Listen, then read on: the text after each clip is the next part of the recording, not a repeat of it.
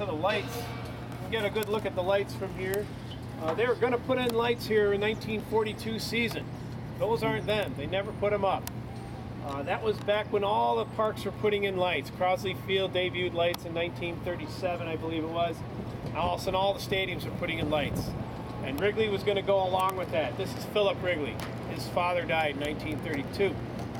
So he was going to go along with that, bought all the materials, had them stored under the bleachers here. And then December 7th, 1941 came along. Pearl Harbor was bombed. The next day, he donated all those materials toward the war effort. And he wasn't a big fan of night baseball anyway, so he never revisited the idea of putting in lights. Until then, he died in 1977. Tribune Company bought the Cubs in 1981, and they knew for the long-term viability of this stadium, they were going to need to eventually put in lights.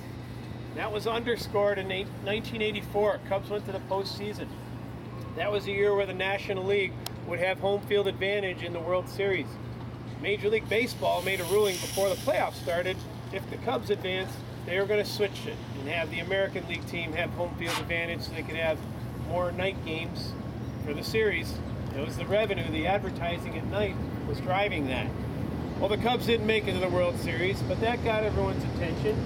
Subsequent years, they talked about, there was rumors that Major League Baseball, if the Cubs went back to postseason play without lights, they'd have them play somewhere else. So it really kind of got everyone's attention. The neighbors here didn't want lights. They fought against it. If you came here in the mid-'80s, you'd see signs in a lot of the windows that said simply no lights, and others that said Cubs with periods. It was an acronym for Citizens United for Baseball in the Sunshine. So these are two organizations fighting against the lights.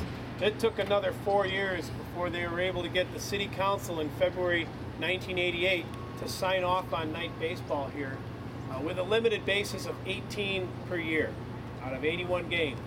We've since negotiated that up to 30. So 30 night games out of 81 a year. That's still the fewest that any team plays of night baseball in Major League.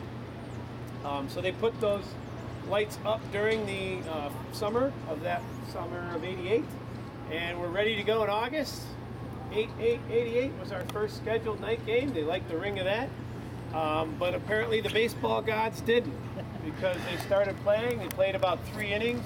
Skies got kind of like they are now, only darker and darker, and it wasn't the night, it was the clouds.